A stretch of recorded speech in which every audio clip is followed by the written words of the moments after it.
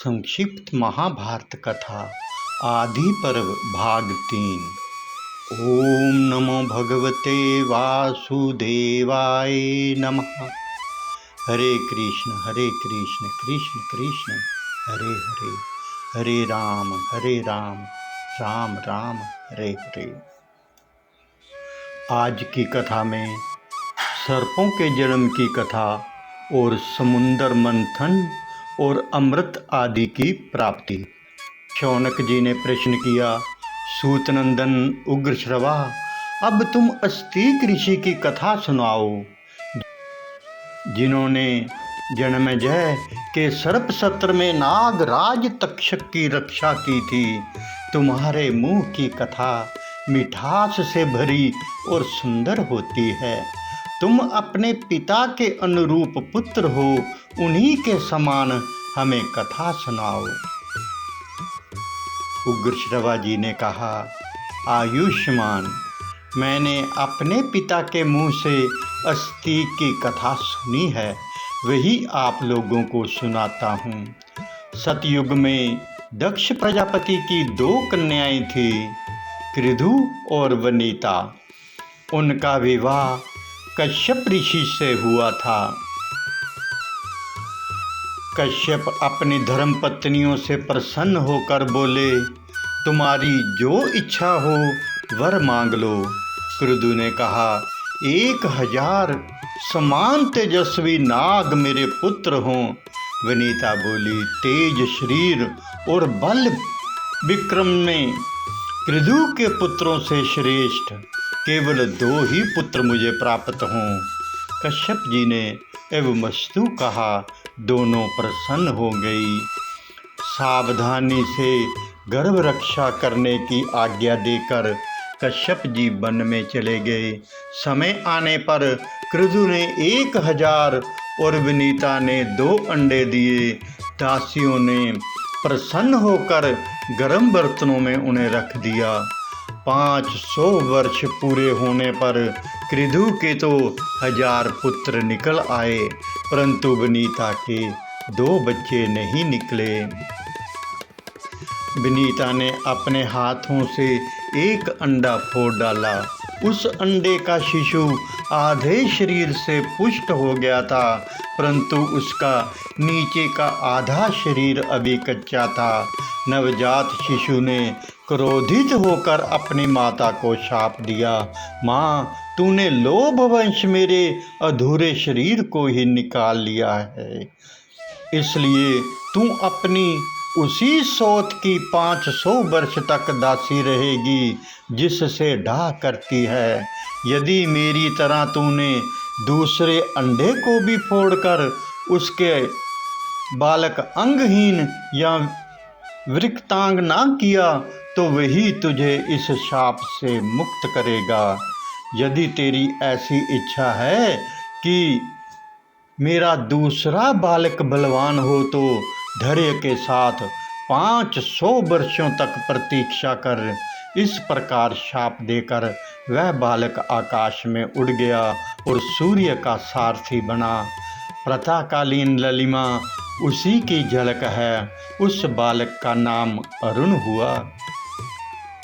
एक बार कृधु और वनिता दोनों बहनें एक साथ ही घूम रही थी कि उन्हें पास ही उच्चैश्रव नाम का घोड़ा दिखाई दिया। यह अश्वरतन अमृत मंथन के समय उत्पन्न हुआ था और समस्त अश्वों में श्रेष्ठ, बलवान, विजयी, सुंदर, अजर, दिव्य एवं शुभ लक्षणों से युक्त था। उसे देखकर वह दोनों आपस में उसका वर्णन करने लगी। शौनक जी ने पूछा, सूतनंदन, देवताओं ने अमृत मंथन किस स्थान पर और क्यों किया था? अमृत मंथन के समय उच्चैश्रव घोड़ा किस प्रकार उत्पन्न हुआ? उग्रश्रवा जी महर्षि शौनक का यह प्रश्न सुनकर उनसे अमृत मंथन की कथा कहने लगे। उग्रश्रवा जी ने कहा, शौनक आदि ऋषियों, मेरु नाम का एक पर्वत है, वह इतना चमकीला है मानो तेज की राशि हो। उसकी सुनहली चोटियों की चमक के सामने सूर्य की प्रभा फीकी पड़ जाती है। वह गगनचुंबी चोटियों रत्नों से खंचित है। उन्हीं में से एक पर देवता लोग इकट्ठे होकर अमृत प्राप्ति के लिए सलाह करने लगे। उनमें भगवान नारायण और ब्रह्मा जी भी थे। नारायण ने देवताओं से कहा, देवता और असुर मिलकर समुद्र मंथन करें। इस मंथन के फल स्वरूप अमृत की प्राप्ति होगी। देवताओं ने भगवान नारायण के परामर्श से मंदराचल को उखाड़ने की चेष्टा की। वह पर्वत मेघों के समान ऊंची चोटियों से युक्त 11,000 योजन ऊंचा और उतना ही नीचे धंसा हुआ था। जब सब देवता पूरी शक्ति लगाकर भी उसे उखाड़ नहीं सके, तब उन्होंने विष्णु भगवान और ब्रह्मा जी के पास जाकर प्रार्थना की, भगवान आप दोनों हम लोगों के कल्याण के लिए मंदराचल को उखाड़ने का उपाय कीजिए और हमें कल्याणकारी ज्ञान दीजिए। देवताओं की प्रार्थना सुनकर श्री नारायण और ब्रह्मा जी ने शेषनाग को मंदराचल उखाड़ने के लिए प्रेरित किया। महाबली शेषनाग ने वन और वनवासियों के साथ मंदराचल को उखाड़ लिया। अब मंदराचल के साथ देवगण समुद्र तट पर पहुँचे और समुद्र से कहा कि हम लोग अमृत के लिए तुम्हारे जल मथेंगे। समुद्र ने कहा, यदि आप लोग अमृत में मेरा भी हिस्सा रखें तो मैं मंदराचल को घुमाने से जो कष्ट होगा वह सह लूँगा।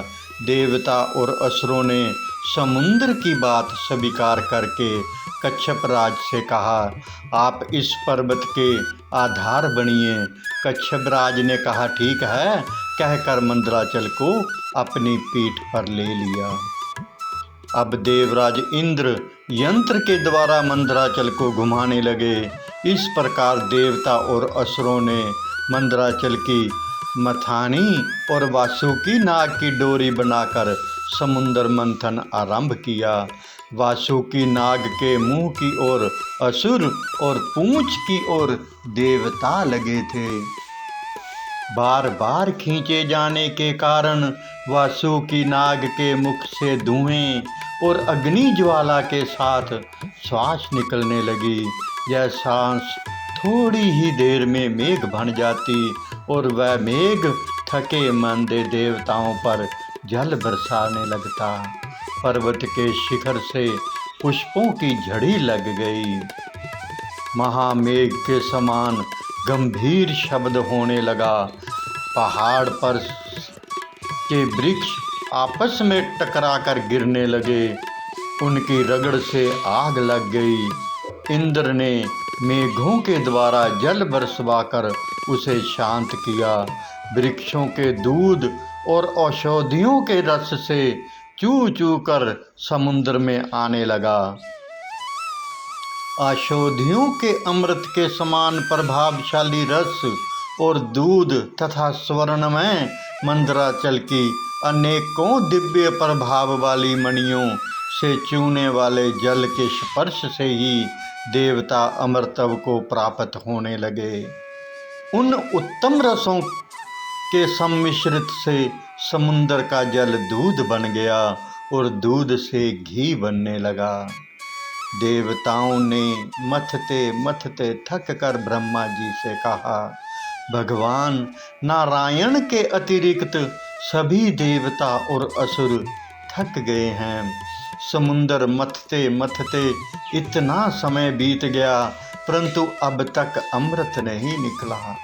ब्रह्मा जी ने भगवान विष्णु से कहा, भगवान आप इन्हें बल दीजिए, आप ही इनके एकमात्र आश्रय हैं।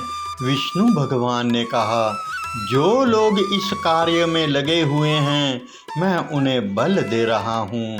सब लोग पूरी शक्ति लगाकर मंदराचल को घुमावें और समुद्र को शुद्ध कर दें। भगवान के इतना कहते ही देवता और असुरों का बल बढ़ गया। वह बड़े वेग से मंथने लगे। सारा समुद्र क्षुब्ध हो उठा। उस समय समुद्र से अनगिनत किरणों वाला शीतल प्रकाश से युक्त श्वेत वर्ण का चंद्रमा प्रकट हुआ। चंद्रमा के बाद भगवती लक्ष्मी और सुरा देवी निकली। उसी समय श्वेत वर्ण का उच्चैश्रव घोड़ा भी पैदा हुआ। भगवान नारायण के वक्ष स्थल पर सुशोभित होने वाली दिव्य किरणों से उज्ज्वल कौस्तुभ मणि तथा वांछित फल देने वाले कल्प वृक्ष और कामधेनु भी उसी समय निकले। लक्ष्मी, सुरा, चंद्रमा, उच्चैश्रव ये सब आकाश मार्ग से देवताओं के लोक में चले गए। इसके बाद दिव्य शरीरधारी धन्वंतरी देव प्रकट हुए। वह अपने हाथ में अमृत से भरा श्वेत कमंडलू लिए हुए थे। यह अद्भुत चमत्कार देखकर दानवों में यह मेरा है, यह मेरा है ऐसा कोलाहल मच गया। तदंतर 4 श्वेत दांतों से युक्त विशाल ऐरावत हाथी निकला। उसे इंद्र ने ले लिया। जब समुद्र का बहुत मंथन किया गया तब उसमें से कालकूट विष निकला। उसकी गंध से ही लोगों की चेतना जाती रही। ब्रह्मा की प्रार्थना से उसे भगवान शंकर अपने कंठ में धारण कर लिया। तभी से वह नीलकंठ नाम से प्रसिद्ध हुए। ये सब देखकर दानवों की आशा टूट गई।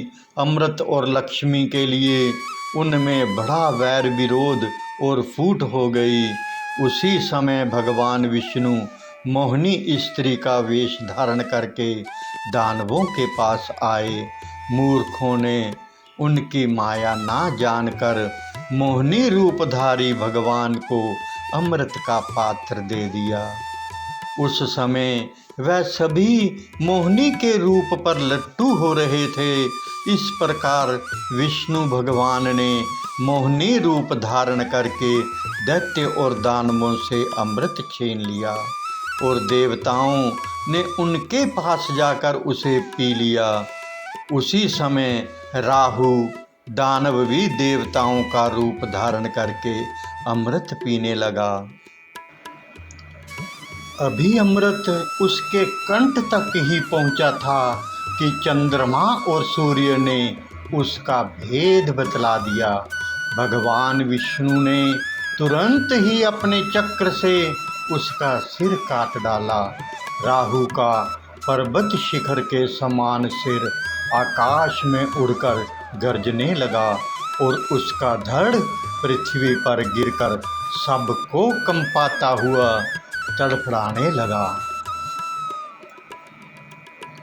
तभी से राहु के साथ चंद्रमा और सूर्य का वैमनस्य स्थायी हो गया। विष्णु भगवान ने अमृत पिलाने के बाद अपना मोहिनी रूप त्याग दिया और वह तरह तरह के भयावने अस्त्र शस्त्रों से असुरों को डराने लगे। बस खारे समुद्र के तट पर देवता और असुरों का भयंकर संग्राम छिड़ गया। भांति भांति के अस्त्र शस्त्र बरसने लगे। भगवान के चक्र से कट कूट कर कोई कोई असुर खून उगलने लगे तो कोई देवताओं के खड्ग शक्ति और गदा से घायल होकर धरती पर लौटने लगे। चारों ओर से यही आवाज़ सुनाई पड़ती कि मारो, काटो, दौड़ो, गिरा दो, पीछा करो। इस प्रकार भयंकर युद्ध हो रहा था कि विष्णु भगवान के 2 रूप नर और नारायण युद्ध भूमि में दिखाई पड़े। नर का दिव्य धनुष देखकर नारायण ने अपने चक्र का स्मरण किया। उसी समय सूर्य के समान तेजस्वी गोलाकार चक्र आकाश मार्ग से वहां उपस्थित हुआ। भगवान नारायण के चलाने पर चक्र शत्रु दल में घूम घूम कर कालाग्नि के समान सहस्त्र सहस्त्र असुरों का संहार करने लगा। असुर भी आकाश में उड़ उड़ कर पर्वतों की वर्षा से देवताओं को घायल करते रहे। उस समय देव शिरोमणि नर ने बाणों के द्वारा पर्वतों की चोटियां काट काट कर उन्हें आकाश में बिछा दिया और सुदर्शन चक्र घास फूस की तरह दैत्यों को काटने लगा। इससे भयभीत होकर असुरगण पृथ्वी और समुद्र में छिप गए। देवताओं की जीत हुई। मंदराचल को सम्मानपूर्वक यथास्थान पहुंचा दिया गया। सभी अपने अपने स्थान पर गए। देवता और इंद्र ने बड़े आनंद से सुरक्षित रखने के लिए भगवान नर को अमृत दे दिया। यही समुद्र मंथन की कथा है। ओम नमो भगवते वासुदेवाय नमः। एक विनम्र निवेदन है कि संपूर्ण महाभारत की रोचक एवं ज्ञानवर्धक कथाओं का आनंद लेने के लिए हमारे YouTube चैनल कान्हा सेवा के साथ जुड़ें तथा कथाओं को शेयर कर अपने मित्रों संबंधियों को भी लाभान्वित करें। हरे कृष्ण कृष्ण कृष्ण हरे हरे, हरे राम राम राम हरे हरे।